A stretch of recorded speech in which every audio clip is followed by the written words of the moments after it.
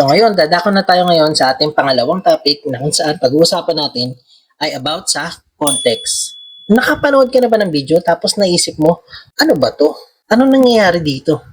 Hindi ka nag-iisa. Karamihan sa mga voiceover at storytelling content ay hindi nagpa-perform na maganda dahil nag-skip sila o hindi sila gumagawa ng magandang context. Ang context ay mabilis ang pagpapakilala na kung saan sumasagot ng malalaking tanong na ano ba talagang nangyayari sa kwento na to? Ano bang nangyayari dito sa pinapanood ko? Sinong kasali?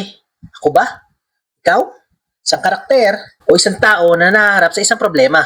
Yun yung tinatawag nating scene setter. Inihahanda natin yung mga viewers natin para may idea sila kung ano yung makikita, mapapanood, at maririnig nila sa content mo. So, anong pakialam ng viewers sa context mo? Kasi kung wala yan, yung magandang tips, yung magandang stories, yung mga facts na i-deliver mo sa mga viewers mo ay magiging parang random at walang connection. Isipin mo, narinig mo to, yung kaibigan ko, nawala yung lahat sa kanya. Kasi pa naman ginawa niya yung mga to? Oh, di ba? Na-curious ka? Ano ba ang meron doon sa kaibigan niya? O di ba nakaka-curious? Lahat tayo may kaibigan. Lahat tayo may kakilala. Gusto nating malaman kung anong nangyari sa kaibigan niya kasi baka nangyayari na rin sa mga kaibigan natin yung ganun. Ito yung halimbawa ng hindi magandang context. Ganito kung paano mag-ipon ng pera. Sino pinag-uusapan natin dito? Ako ba? Tayo? Yung kaibigan ko? Sino yung nag-iipon ng pera?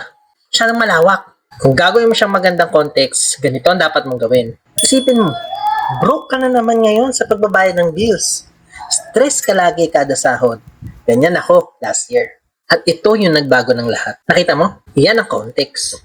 Ginagawa natin yung mga boring at mga nakabagot na sinasabi natin sa kapanood na content. Aabangan nila yung susunod mong sasabihin. Susunod nilang makikita, susunod nilang mapapanood. Kaya sa susunod na gagawa ka ng content, ayusin mo muna yung context mo pagkatapos ng hook. Tataas ng todo yung retention ng content mo at tatagal silang manood sa'yo. I-like at i-share kung nakatulong sa'yo ang content na to para mas marami pa tayong matulungang content creator. Bye!